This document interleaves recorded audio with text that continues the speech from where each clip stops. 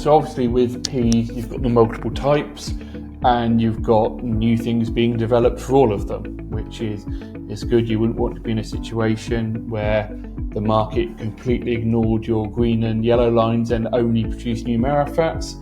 And it's good that we've got, I think, 2 new whites, 3 new greens and 2 new marifats. So again, all being developed. It's that time of year again. No, I'm not talking about Christmas. It's the launch of the PGRO's Descriptive List. The trials have been harvested and the yields recorded and disease resistance is documented. And I'm here with Dr. Chris Judge, who's in charge of the work for the PGRO. And he's going to tell us what he's seen from this year's crops and, most importantly, what that means for your drilling decisions in the months ahead. I'm Ben Pike. You're listening to Inside the Pod from the Processors and Growers Research Organisation.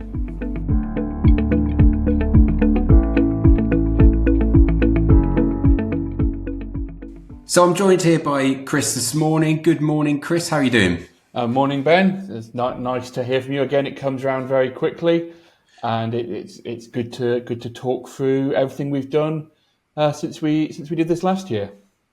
Yeah, hopefully a few of you who tuned in last year to either the podcast or the video can remember the conversations that we had, and you can now refer back to what's changed in the past 12 months, which is quite a lot, Chris, isn't it? I mean, we've had to start with one hell of a year. As you say about this year and this season, I'm sure many UK farmers will be very well aware of what the weather has been like in this last year. In particularly, a large amount of the country had very dry conditions in March and April and the first half of May. And that's obviously a crucial time for the establishment of spring crops. Obviously, it does vary across the country. And from that point of view, we do not just have the descriptive list trials in 1 or 2 locations. We're targeting the breadth across the country, so that if there are regions that are hit worse than others, then that's accommodated by the data. Because in general, obviously, if you only ever grew things in the best possible land in the part of the country that's had the most rain, that's not representative data for how those varieties will perform on average for farmers across the country. So we need to gain that geographic spread, that soil type spread, so that then when we're averaging out the data, doing all the statistics on it, that's taken into account. So how did you find the climate across all the different sites? I mean, most farmers listening to this, I expect, will have experienced drought at some point during the growing season. Did you see evidence of that across your sites? Yeah, and what we would ideally have is you'd have some trials that had done, had more moisture than others and hit sort of higher yields. And then you'd have some that suffered more to represent the regions of the countries that did suffer more. And we definitely see that within the data. But what I would say that we go even further than that you have some that had so much, such poor conditions that they would be counted as a failed trial. Particularly some of our sites in the centre of the country and some of the ones in Lincolnshire just got, I think, basically no moisture between drilling in middle of March till like the 20th of May. And even though they were planted into moisture, there was still wet soil from rain in early March, and they started to get going. The germination rate did really suffer, and they just really struggled to put height on. And thus, if something is really struggling from the get-go, you can't really take it seriously as a piece of trial data if it just seems very, very, very inconsistent, which is why obviously the trial managers themselves are checking it. I, as a trial manager and as a trial inspector, have visited every trial every season, and you can just identify ones that have a problem at that early stage, and yet others are taken all the way through to harvest, and if they're a bit borderline, and then we have independent statisticians looking at them and going, how variable are these compared to what we think is normal or sensible? And as well, and then that is then used to raise potential issues, potential plots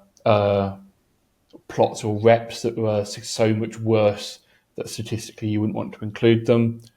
But then this year we also then have a a data review meeting in conjunction with some of the breeders and other trial operators, and this is in conjunction with the VL, where we talk through the sites and say, these ones seemed really great, these ones seem fine, and these ones are a bit borderline, and have a discussion about whether that data does represent that, well, they've suffered, but farmers' fields in that region have also suffered similarly, and thus it's a valid low yielding site, or if it just seems so inconsistent, so struggling, that it really shouldn't be counted in the data for fear of swinging things with unreliable results. Well, it feels like every season is a challenging season for one reason or another, and many farmers will be able to relate with the drought conditions you just described there. Let's go into some of the data that you've got from this year's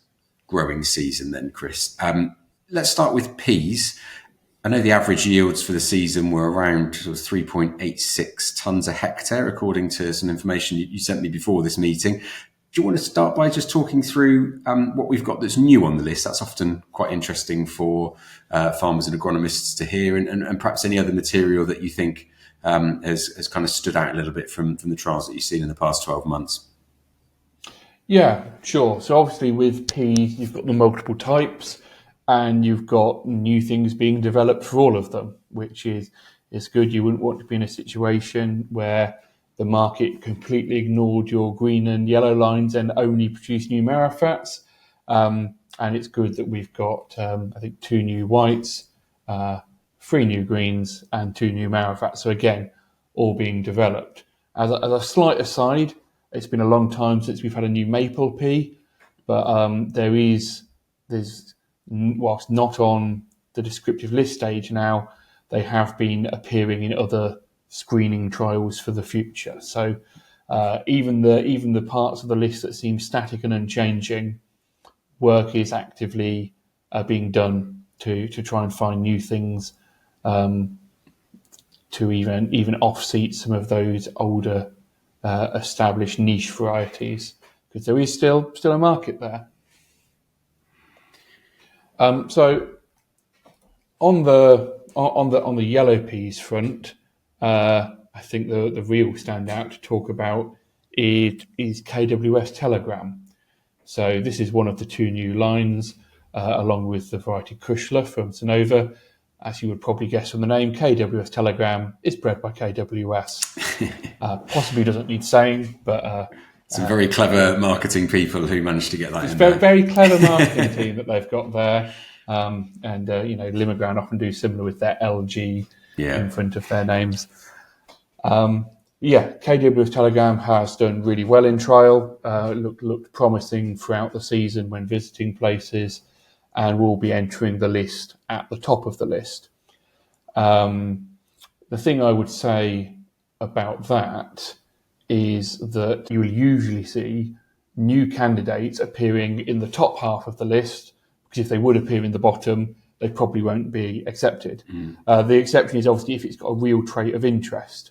So if it really has a clear niche, like, say, it's got a really good disease resistance, or it's really early maturing, or has virus resistance, or something, they're like, the reason that they would buy this over our other line is, say, if they're an organic farm and they really want the resistance, or if they've had, if they're in the north of the country and the early maturity is really key, you'd be like, okay, it makes sense why it is fulfilling a different role in a program. And the other thing to be thinking of, well, why is not only everything at the very top, is that there is, with these trials, there's quite a large confidence interval that something appearing in the middle of the list is often very similar to a lot of lines already on the list, and thus kind of fits within the same grouping. Whereas anything that would appear new at the bottom probably, will be significantly different to the things at the top. And if that is a real significant difference, again, they will struggle to justify selling it. So on that note, looking at the lines, KWS Telegram is coming right in at the top of the yellow peas. that looks really exciting. We've got a similar situation with KWS Arkham in the greens, and Bullet being just behind it, but in still a group of sort of varieties sort of tying for third for yield. Again, it's near that top of that green range. And in the Marifats, you see Yoshi, which again, it's coming in joint top in the Marifats. You've got Nix by Elsum's also coming in on the Marifats. And I'm asking them the question, okay, it looks really similar in yield to your Line Vision that's already on there, that's already more widely available. What's so special about Nix? And what they're saying is, oh, well, we're not trying to gain a yield improvement with that, we're trying to gain quality for processing with it.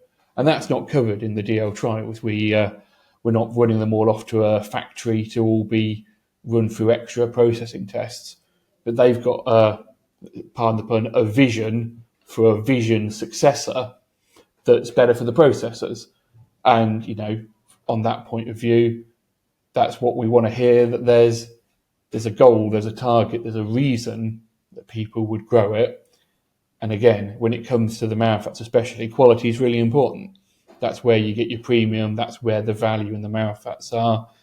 And for them, yield isn't be all and end all. You've also got what the processors end up wanting, what their market driving demand is.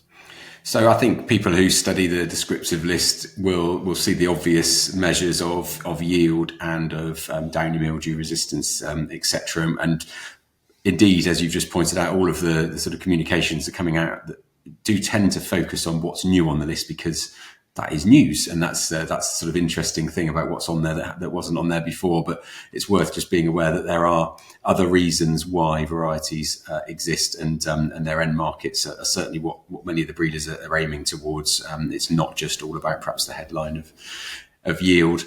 Anything else of note in the piece there that you wanted to talk about? You talked about Bullet and Yoshi, which are both NPZ varieties there in the green, and Marifat varieties there. Any others that you wanted to highlight, Chris?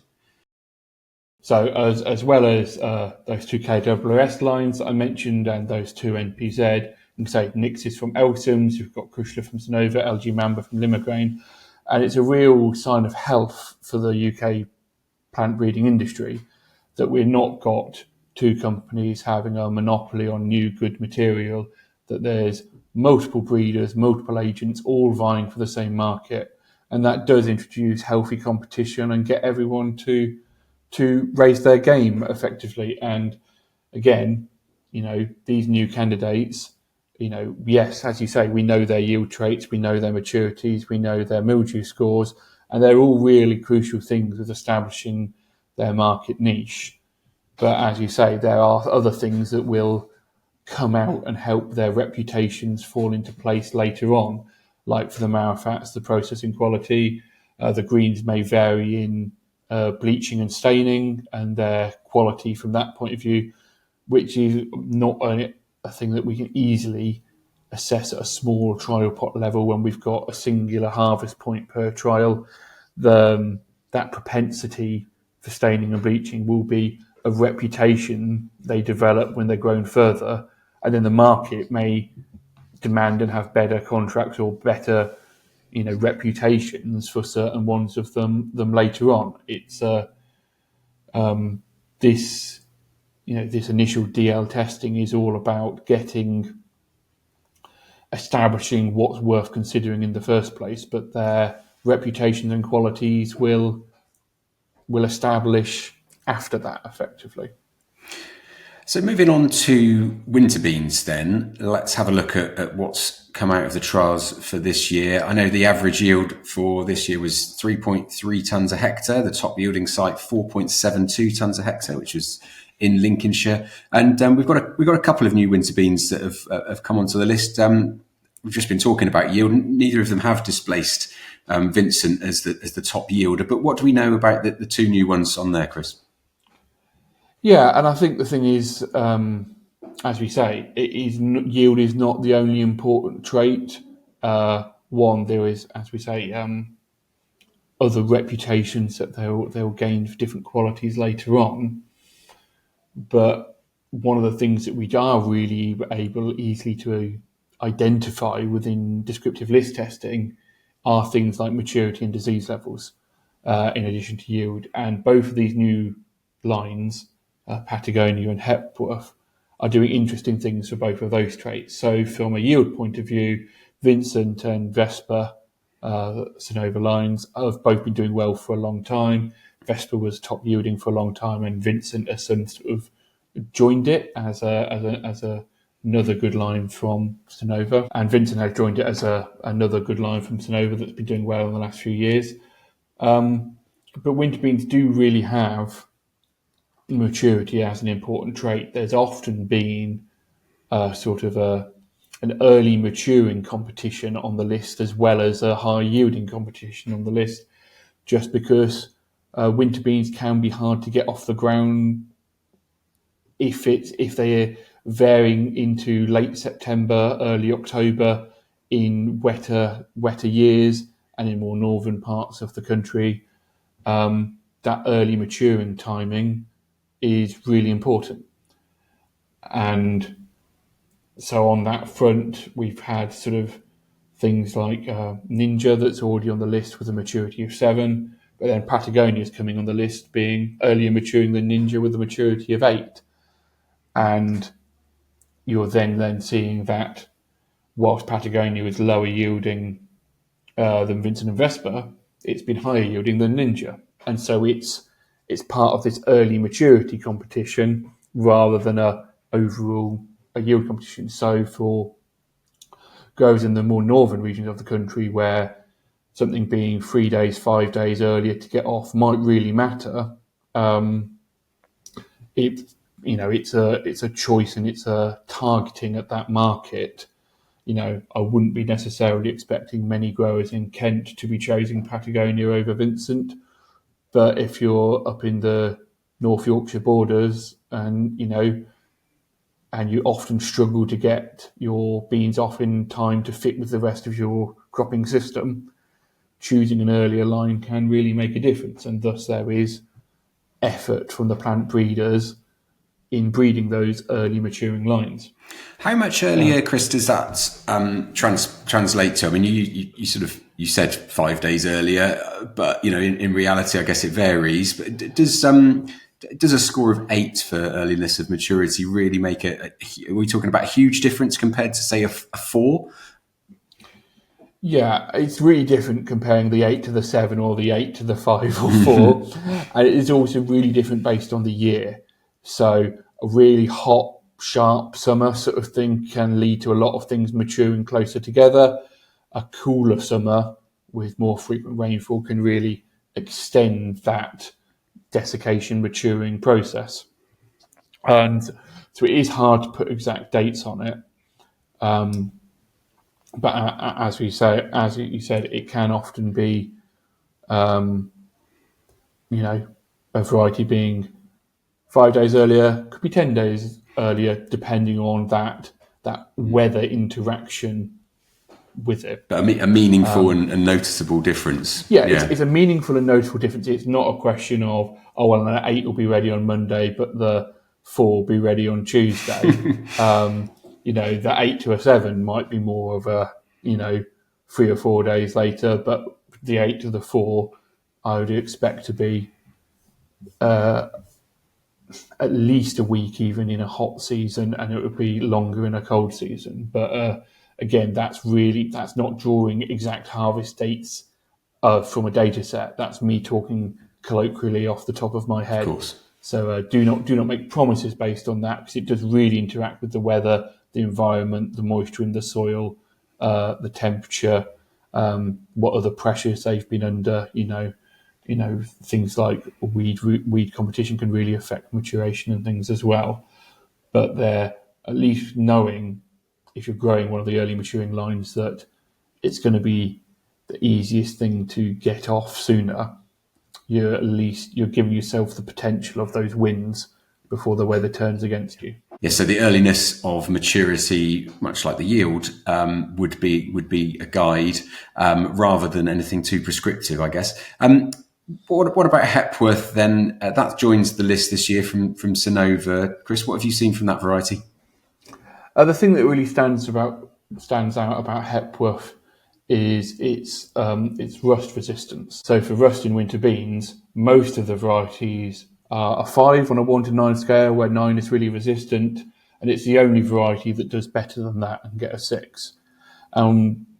Rust is a really important disease on beans. It can be really defoliating, it can be really devastating. Obviously, can be managed by chemical sprays at the right timing, but any difference in rating does really help. And so, particularly if you're an organic grower and you're not going to be putting much on, having that greater resistance is really going to make a difference. But otherwise, even for people who are planning to do all their fungicide timing, they may want to choose a variety with a greater disease rating, because what if at the ideal timing point you've got loads of thunderstorms and you can't easily travel with the sprayer, or you have really high winds and it's not within recommended spraying conditions. You can miss your ideal timing and then get a little bit established. And again, if there's some inherent resistance within it, that can really have a knock-on effect. Yeah, all good stuff to build into the picture of what variety is going to suit your farm and your system there. So worth knowing. Spring beans then, Chris. Again, we've got a couple of new additions for the DL this year. Do you want to talk us through what we've seen in this year's growing season? Yeah, so for spring beans, we've got 2 new lines, one of which is Callus and one of which is Medeiros, Callus by Sartan Union and Medeiros by NPZ. And the thing that we would say about them is that they're both LVC lines. So this may be something you've heard of if you've been following recent changes on the descriptive list. They've been existing on the list in some form for a while. A while ago, we only had 1 or 2, and we had things like Tiffany back in the day. And slowly, there's been improvements in LVC lines, and there's always, the last couple of years, we've all usually had 3 or 4 available. If you don't know what they are, so they're lines of effectively better for animal feed, and where with animal feed there's an inclusion rate of how much spring beans you can include as part of the feed before there starts to be issues with digestibility and anti-nutritional factors. And these LVC lines effectively bred that they've got less of the problems within them, and thus they can be included at a higher rate. So they're really targeting that homegrown animal feed market, and thus, even if there's a slight yield penalty, if you can include them at a higher rate, they can be the better thing for your system. So both the new lines are LVC, and thus you need to kind of compare them to the other LVC lines, of which Callus ends up, again, it's not massively statistically different, but by raw numbers point of view, it is the highest yielding of the 4 LVC lines on the list, whereas Medeiros has a better disease rating than the other LVC lines on the list. So again, both new additions there are really hitting a niche, but write down what you're interested in, contact the people, let them know that you really want to get hold of some of these later on, that you think it fits the profile of what you want. And it might affect their multiplication decisions. It might affect, you might be first on their list to contact when they have a big tonnage of it. Again, the plant breeders may not want tons of phone calls at this stage, and I may have actually just You've just got myself in it with them. Just sparked a huge flood of phone calls to the breeders. But I think that's good. Yeah, it's good advice though. I think if you are interested in that, and it looks like it's going to fit your system, then no harm in certainly notifying the breeder. But also don't assume that something that's a new candidate that you should be able to put tons of hectares in for. Yeah. I think on the list, at the bottom of the list now, we've started saying, because this has been a complaint that we've had, that somebody gets really excited about something and they can't grow it. Yeah. And just a bit of expectation setting, one via the podcast, but also on the bottom of the list itself, it now says, and in the article I've written for the magazine, it says, new lines are still being commercialised, they're still being multiplied. If you're filtering the list for what you're going to grow this spring, look what came out last year, or failing that the year before. And there's a bit of a lag in things being widely available. But we don't want to hide what the plant breeders are doing. We don't want to hide what we've done in our testing. We don't want to keep our testing secret. Our testing is for the farming community. It's affected by the levy payers. Our results are for farmers to know what's going on, and we'd rather let them know what's coming down the pipeline as soon as we know about it, even if it means they have to write it in their calendar with a reminder, and you'd look at their reminder from the year before, or just look at the side of the list for things released in 24 instead, and again set that reminder of, this line was top on the list, try and get a hold of it for the following spring. What's available now? And just a final word for LG Viper, which again probably builds on the theme of this podcast, that it's sort of horses for courses when it comes to varieties. And while it's about 90% of yield in terms of the control, it's still got extremely strong disease resistance. Yeah, and it's really easy to spot in trial. If there's a trial that's got a decent amount of disease, you can really spot its resistance when scoring it. It's not a subtle thing at that scoring level. And it's really important that, again, as I said before, that choice is available. You've got more resistant lines and less resistant lines with different yield and maturity differences, and you really target what you want in terms of maturity, what you want in terms of disease protection. Is downy mildew more important to you? Is rust more important to you? Do you want the highest yielding stuff in trial and you're just going to blanket it in fungicides as much as possible? Or are you trying to do more of a low input system? And it's even small differences in resistance are really important to what you're trying to achieve. And again, Viper really stands out as being a very resistant line, again, for that point of view. And again, there's always a section of the industry that is organic growers. And by doing really thorough disease scoring trials, it really helps support that part of the industry that they know what's going on in that point of view. Be remiss on the spring beans as well, between talking about the high yielding lines, that Nautilus and LG Eagle, again, both lines from last year, I think, if I remember correctly. Yeah, I think they were. Are at the top of the list. And again, they probably weren't easy to get hold of last year. They'll probably be more available now.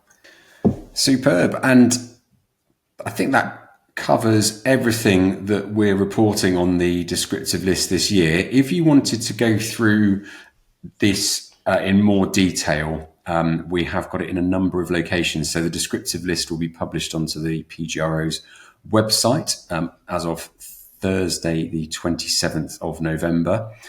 So you can find it online there. You've also got the option of picking up a copy of our Pulse magazine. Pulse and Vegetable magazine is this year, because we've amalgamated our Vegetable magazine into our Pulse magazine to make a bigger read. So you can get hold of that by picking up a copy of Crop Production magazine, CPM. It's going to be inserted in there in December. It'll also be available to view on the website. And if you really can't get hold of a copy and you want to read the print version, if you phone PGRO's office, I'm sure we can get you a copy sent out. But that covers everything that we wanted to talk about in terms of the 2026 list. Chris, how are the trials going in for next year? The cycle has already begun. So how are we looking so far? So obviously spring bean trialling is a way off, but winter bean trials have already been going in, and generally have gone in successfully so far, according to the reports I've had. Obviously, we're doing some of ours ourselves at PGRO, and I'm more involved in those ones. But then obviously we've got effectively people contracted out for other regions of the country. It's not always that feasible for us to be covering the whole country. And so the things are contracted out to appropriate trial operators in those regions. So I think the weather in late October was fairly good, and so things are just starting to poke through. So we'll really know more when we can see the proper establishment rates in a couple of weeks' time. But the process continues, as you say. Great. Well, we'll look forward to seeing how those develop. If you haven't logged on to our PGRO YouTube and YouTube Shorts channels, worth doing so just to keep track of things like this, where we post very short videos, just updating people on how trials are going or interesting things that members of the team have seen from their day-to-day business. So have a look at that on YouTube if you have time. That'll do for today. Thanks very much for your time, Chris. I hope that was a good rehearsal for your descriptive list presentation, which will be taking place after this podcast has been recorded in a couple of days' time. You'll be able to look up that webinar on YouTube as well. But thanks very much for your time today, Chris. Yes, no worries. And obviously, there's various issues to do with descriptive list. I could have probably spoken for a lot longer than this, but the podcast has to be of a sensible length. But if looking at the list itself, reading the article in the magazine, as Ben says, but you can also just get in touch anytime. If you want to speak to me, just drop me an email, drop me a line. We haven't talked about every variety on the list in tons of detail, but the material all has its pros and cons. And if you're deciding what to plant and you want to talk it through with somebody, that's one of the things I'm here for. Great. Well, please do take Chris up on that offer if you've got any questions. That's it for today. If you liked what you've listened to, please leave us a 5-star review or a like on whatever platform you're listening to, and make sure you subscribe so that you don't miss an episode every time we release a new one. But that's it. We will see you again very soon on Inside the Pod. Thanks for listening.